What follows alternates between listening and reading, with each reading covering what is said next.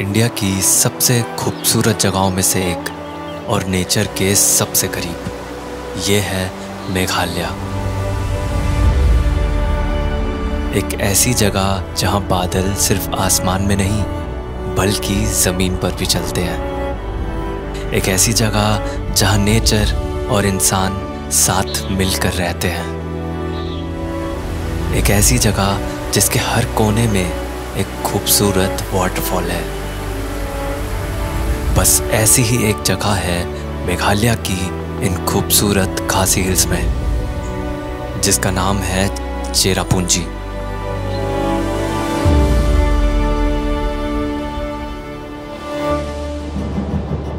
अक्सर बादलों से घिरा रहने वाला ये विलेज वर्ल्ड की सबसे ज़्यादा बारिश वाली जगहों में आता है, क्योंकि यहाँ हर साल 36 फीट से भी ज़्यादा बारिश होती है।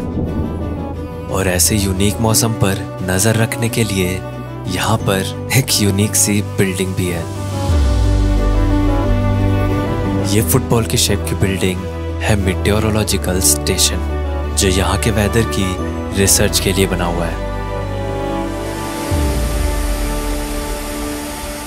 चेरापूंजी को एक्सप्लेन करने की मुझे कोई ज़रूरत ही नहीं है। मतलब मैं ऐसे ही बस रोड से जा रहा था और ये एक वाटरफॉल मिल गया। और ऐसे ही पता नहीं आपको कितने सारे वाटरफॉल मिल जाएंगे, ना जिनका कोई नाम है, ना कोई ऐसे कोई टूरिस्ट स्पॉट है, कुछ भी नहीं है। और कितना ब्यूटीफुल और कितना रिलैक्सिंग सा होता है, मतलब ऐसे छोटा सा वाटरफॉल मिल जाए। चेरापूंजी खासी हिल्स के एक प्लेट्यू पर लोकेटेड है और इस वजह से ये दिखने में एक प्लेन एरिया जैसा ही लगता है। पर ऐसे दिखने के बाद भी ये 4600 फीट की हाइट पर है और आपको इसकी हाइट की एक एक फीट का एहसास इस जगह पर आकर हो जाएगा। ओह माय गॉड,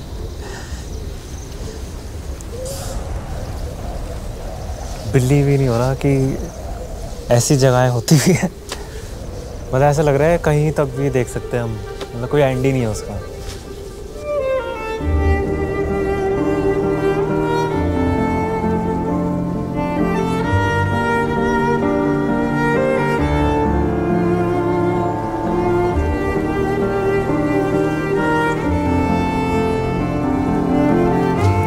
मतलब अभी मुझे यहाँ से दिख रहा है कि वहाँ पे बारिश हो रही है, वहाँ पे थोड़ी सी धूप निकल रही है, वहाँ पे बारिश हो रही है। ये तो बहुत ही क्रेजी है।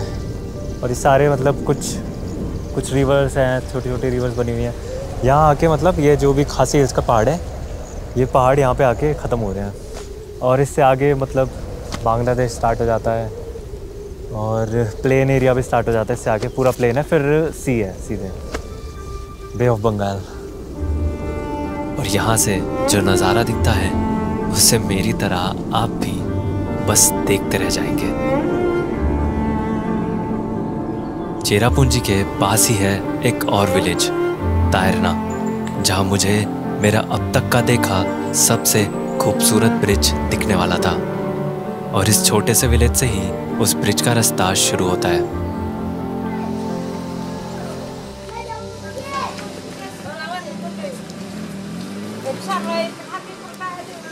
हेलो हेलो खुबलाई। Hello hello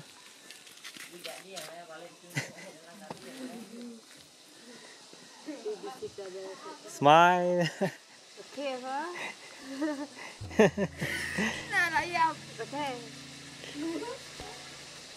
thank you.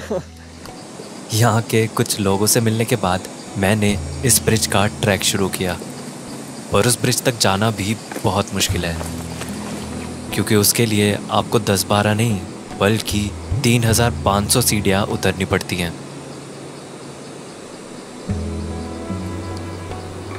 अभी मैंने डबल डेकर रूट ब्रिज का ट्रैक स्टार्ट किया है और अभी इतनी हालत ख़राब हो गई है। अभी तो 1 किलोमीटर भी नहीं हुआ है और यहाँ पे ऐसे स्टीप स्टेप्स है पूरे ऊपर से नीचे तक। जहाँ पे विलेज में नीचे लोग रहते हैं उनको भी डेली ये सारे स्टेप्स अप डाउन चढ़ के ही अपने सारी चीज़ें लानी होती हैं, जो भी उनको खाने वगैरह की चीज़ चाहिए होती है, या फिर बच्चे स्कूल भी इसी वाले रास्ते से जाते हैं डेली। डेली वो अप डाउन करते हैं इस वाले ट्रैक को, जो भी हमसे तो मेरा बहुत ही मुश्किल है।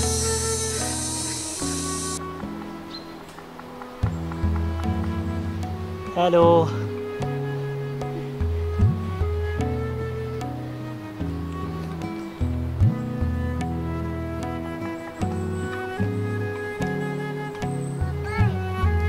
आप रोज करते हैं daily up and down? Daily up and down? Okay.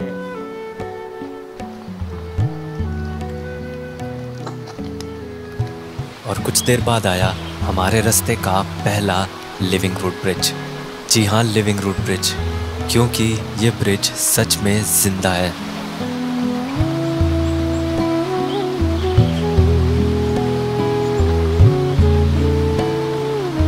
ये ब्रिज बना है इन्हीं पेड़ों की रूट्स यानी जड़ों से, और जिस पेड़ की ये रूट्स हैं वो है ये रबर ट्री।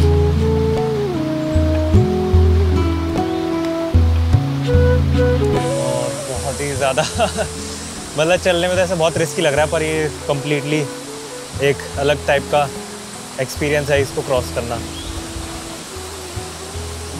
अभी ये देख रहे हो आप, जैसे ये नीचे लकड़ी के प्लैंक्स, कुछ लकड़ी के फट्टे लगाए हुए हैं, और ये सारे ये जो भी मटेरियल है सारी पेड़ की रूट्स हैं। और कुछ कहीं मतलब यहाँ पे इन्होंने बैम्बू भी यूज़ किया हुआ है, यहाँ पे बैम्बू यूज़ किया हुआ है, ये सब। बाकी ये सारी टोटली रूट्स हैं, कम्प्लीटली लिविंग है और कम्प्लीटली नेचुरल ब्रिज है। इस ब्रिज को यहीं के गांव में रहने वाले लोगों ने बनाया है, जंगलों के बीच बहती इन नदियों को पार करने के लिए। भले ही अभी रिवर में पानी कम दिख रहा है, पर मॉनसून के टाइम पर यह ब्रिज नदी के पानी से बस कुछ फीट ही दूर रह जाता है। और नदी के इस बदलते लेवल की वजह से ही इन लोगों को एक ऐसा ब्रिज बनाना पड़ा जिसमें 2 फ्लोर्स हैं, जो अभी आगे रास्ते में आने वाला है। और उस ब्रिज तक पहुंचने के लिए हमें 2 और ब्रिज क्रॉस करने पड़ेंगे, और इनमें से एक ब्रिज तो बस 1 फुट ही चौड़ा है। ओह भाई, ये तो ज़्यादा रिस्की लग रहा है मुझे। लिविंग रूट ब्रिज से ऐसे शेक कर रहा है, ये पूरा अनस्टेबल है, बहुत ज़्यादा हिल रहा है ये। और इस पे एक टाइम पे एक ही बंदा आ सकता है बस। 3500 सीढ़ियाँ और 2 ब्रिज पार करके फाइनली आया डबल डेकर ब्रिज।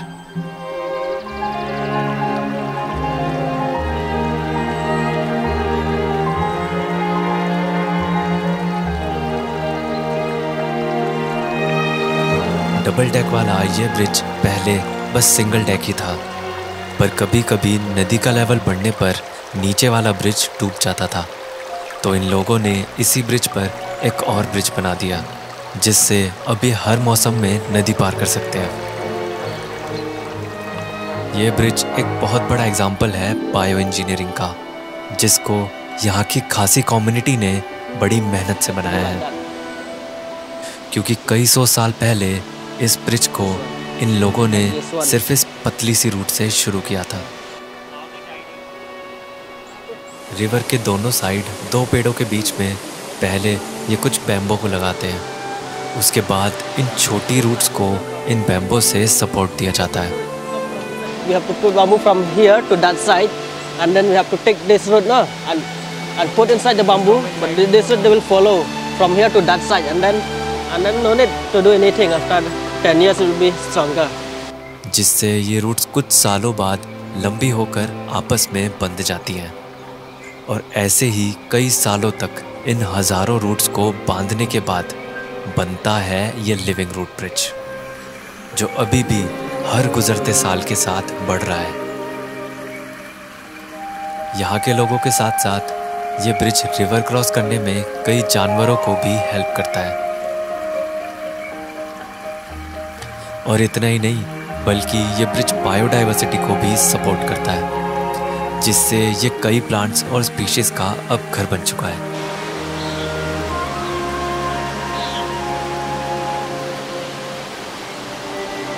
बहुत सालों में जाके बना है ये वाला ब्रिज, मतलब एक दिन की बात नहीं है, 1 साल की बात नहीं है, कई साल लगे हैं तब जाके ये ब्रिज बन पाया है। और ऐसे अब थर्ड डेक भी इसमें ऐड कर रहे हैं। ये थर्ड वाला डेक जब ऐड हो जाएगा तो ये ट्रिपल डेकर ब्रिज हो जाएगा। शायद अकेला ये ट्रिपल डेकर ब्रिज होगा पूरे वर्ल्ड में। और ये अभी और 20-25 साल लगेंगे अभी।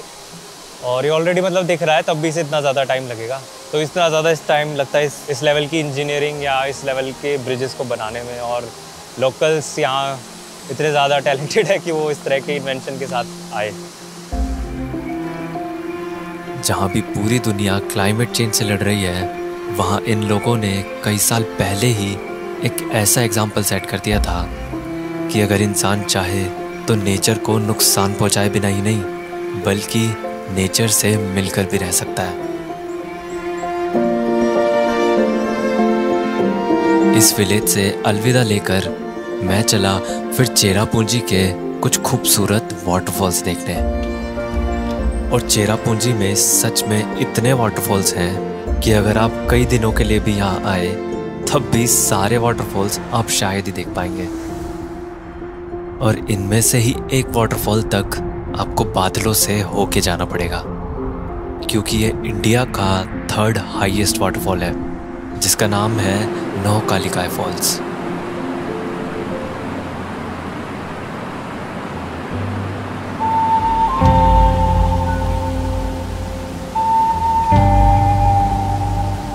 जिसका व्यू देखते ही आप एक अलग दुनिया में खो जाते हो। ये वाटरफॉल इतनी हाइट पर है कि ये अक्सर बादलों में ही रहता है। और बादलों से इस वाटरफॉल का ये खूबसूरत नज़ारा और भी खूबसूरत हो जाता है।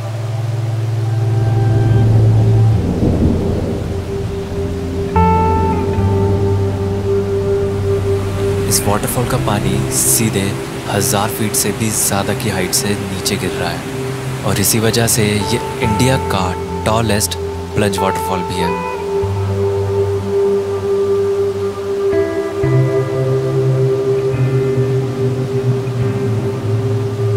और इस वाटरफॉल से थोड़ी ही दूर है ये लिंगसेर फॉल्स, जो एक बहुत ही खूबसूरत स्टेप वाटरफॉल है।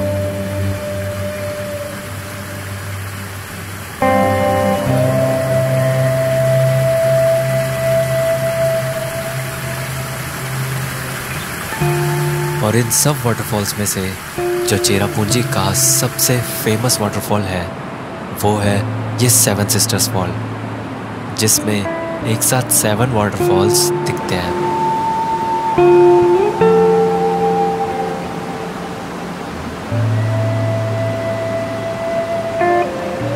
अब तक मेघालय की हमने इतनी सारी नेचर और खूबसूरती से भरी जगहें देखी, जिसमें कई सारे विलेजेस थे।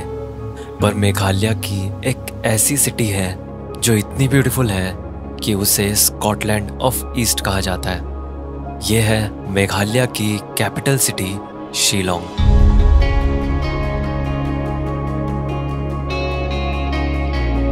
शिलोंग मेघालय की सबसे बड़ी सिटी है। ये इतनी बड़ी सिटी है कि इसका कुछ पार्ट 5000 फीट की हाइट पर है और कुछ 6500 फीट की हाइट पर। खूबसूरत आर्किटेक्चर और खूबसूरत नज़ारे, यहाँ सब कुछ है। और यहाँ पर हर रोज़ बहुत ही ब्यूटीफुल सनसेट भी होता है।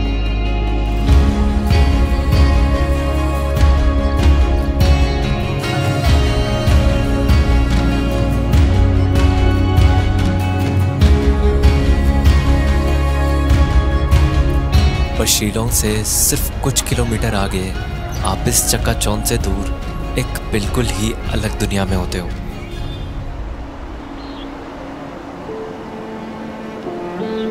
ये खूबसूरत जगह है लाइतलुम कैनियन।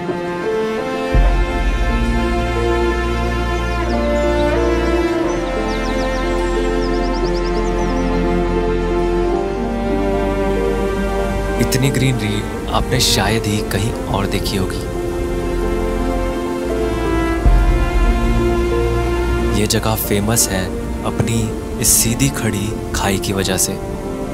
और इस पहाड़ी की एज पर खड़ा होना ही अपने आप में एक एडवेंचर है।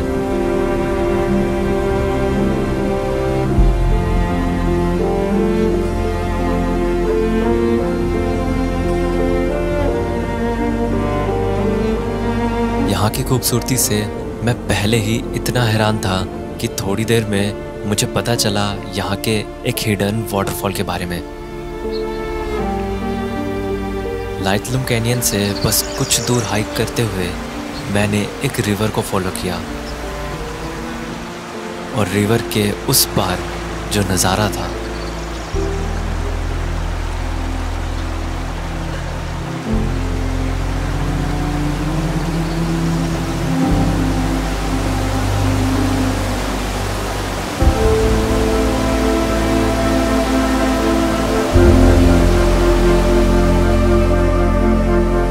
इस खूबसूरत रिवर से बनता हुआ ये वाटरफॉल कुछ ऐसे नज़ारों में से है जिसकी खूबसूरती को बयां कर पाना मुश्किल है।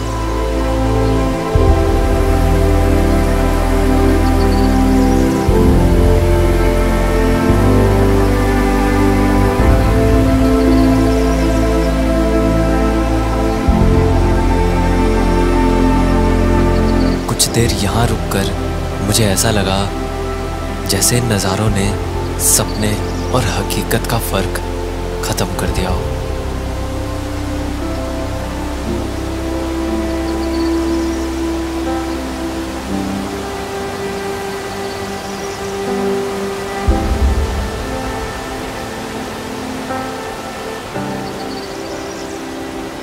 इन खूबसूरत जगहों के अलावा शिलोंग के पास एक बहुत ही सुंदर सी लेक भी है, उमियम लेक।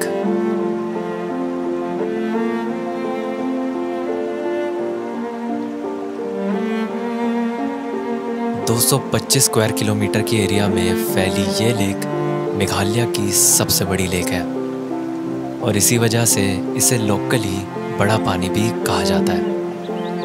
ये लेक एक रिजर्वायर लेक है जो उमियम रिवर पर डैम बनाने की वजह से बनी है और इसके किनारे पर बैठकर इन खूबसूरत आइलैंड और फॉरेस्ट को देखते देखते वक्त कहाँ निकल जाएगा आपको पता भी नहीं चलेगा।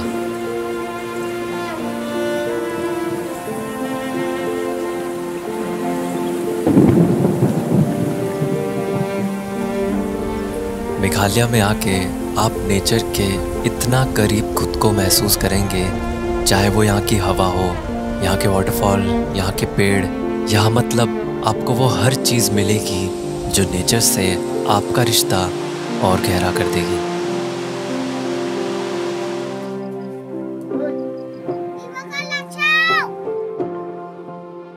हमें ये तो पता चल जाता है कि हमारे अंदर किसी विटामिन की कमी है या डेफिशिएंसी है या पानी की कमी है, पर जब आप किसी ऐसी जगह पर आते हैं अपने कंक्रीट के शहरों से दूर, तो समझ आता है कि हम लोग कितना नेचर डेफिशिएंट है। हम नेचर को मदर नेचर तो कहते हैं, पर भूल जाते हैं हम इसका ही हिस्सा हैं। तो भला इससे दूर कैसे रह सकते हैं।